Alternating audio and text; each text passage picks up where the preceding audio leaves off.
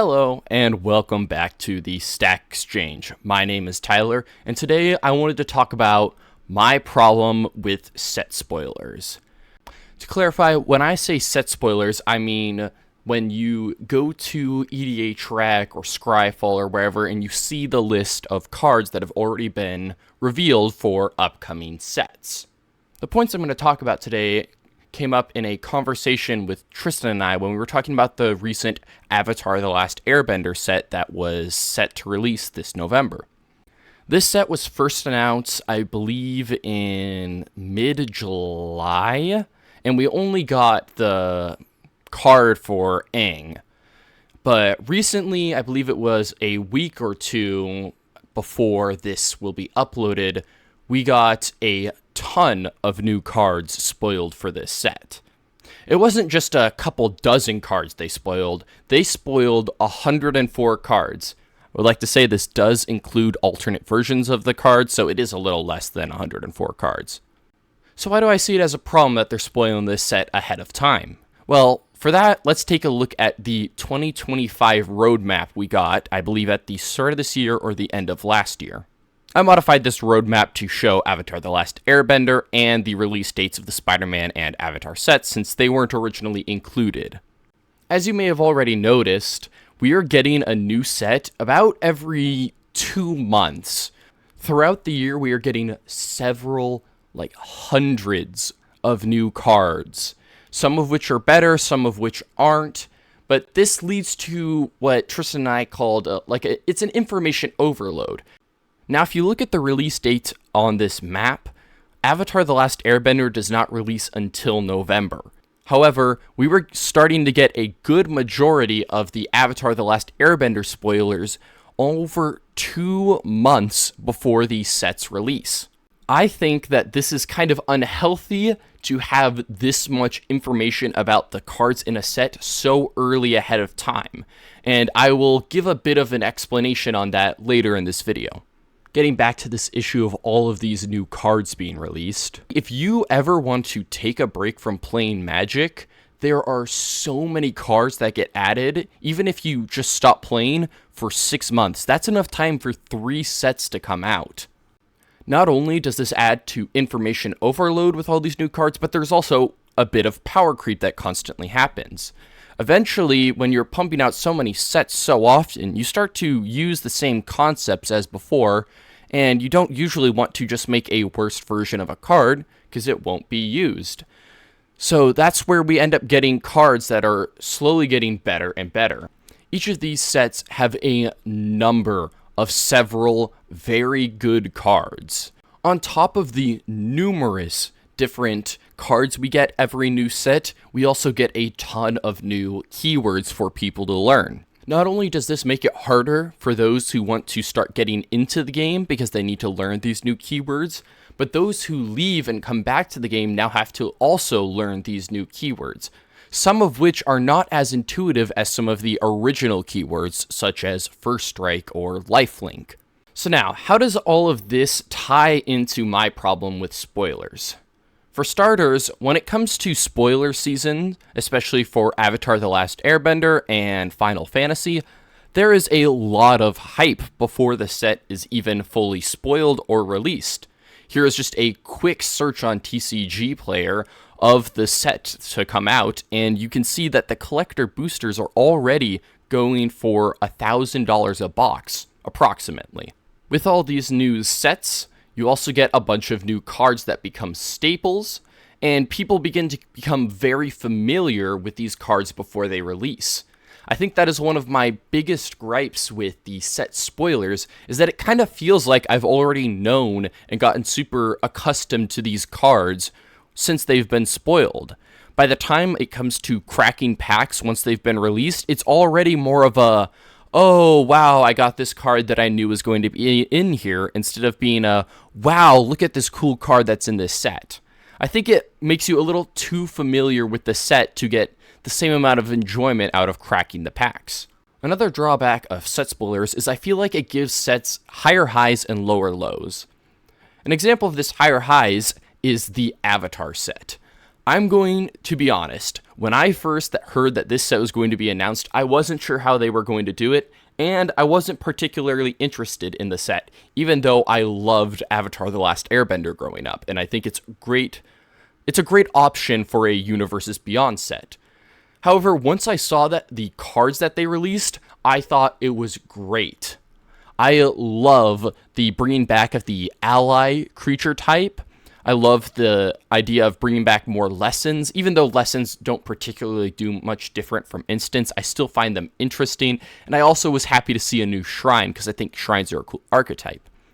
These are 3 archetypes which haven't seen much support in a while.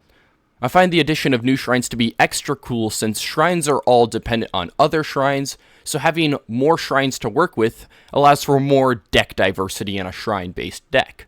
On the opposite side of the spectrum, there are lower lows. I think this is especially true for the Spider-Man set.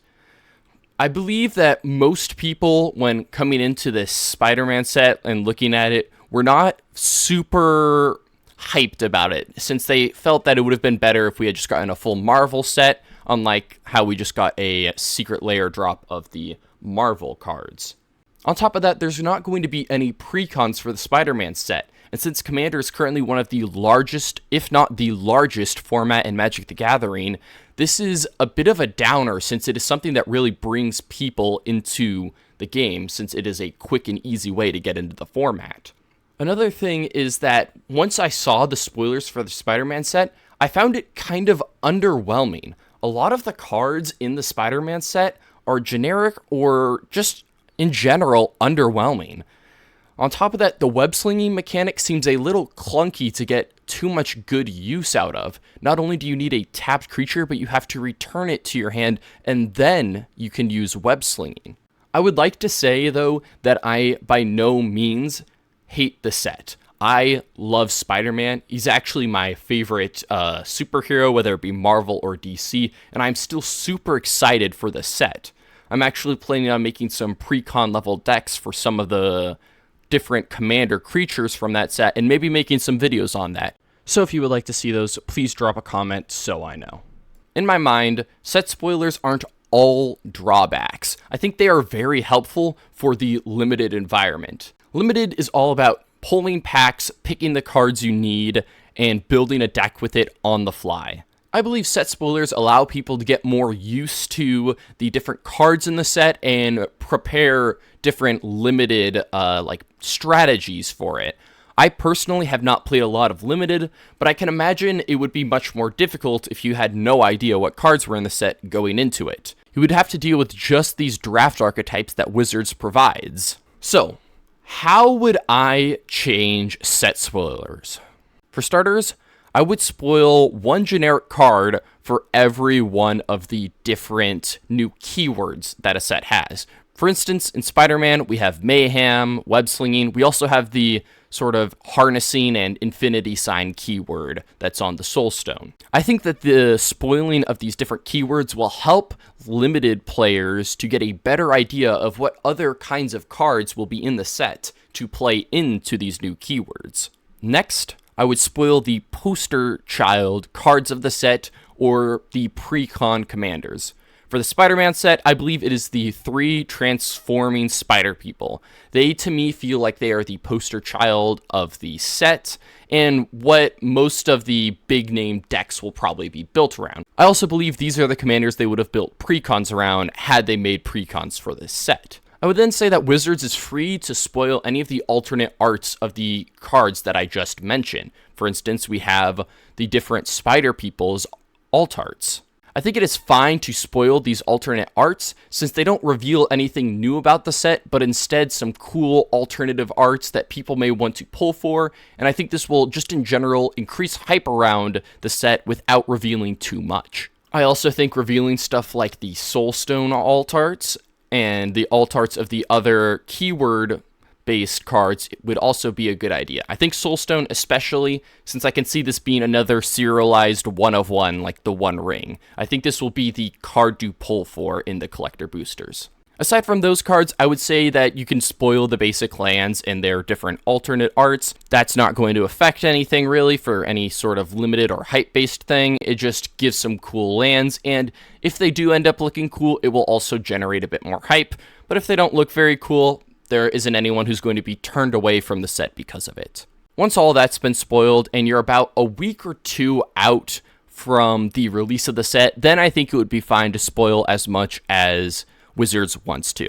Once you're a week or two out, I think the hype that comes from the spoiling that soon will still carry on to release, but it will also give limited players enough time to adapt and make strategies for the set. That's all I have for today, and that is how I would fix set spoilers. Spoil less early on, feel free to spoil more closer to the set. I think this would help to keep the hype around a set going and keep it going into release, and still give people enough time for limited players to construct game plans to play with. Thank you all for watching today. I would also like to apologize for a bit of the inconsistent uploads we've had the past couple of weeks. Tristan and I have been very busy. It's going to continue this way until probably a bit into September, but we will continue to try and keep a video coming out every single week. If you enjoyed, please like and subscribe and leave a comment down below on anything else you would like to see. If you'd like to see those Spider-Man precons that I mentioned working on, I will drop those once the set is fully released. And if you have any other ideas on how you would fix spoiler season or what you would change about my plan, feel free to let me know. I would love to hear your ideas. Now, that is all for today. I hope you have a great rest of your day, and I will see you all next time.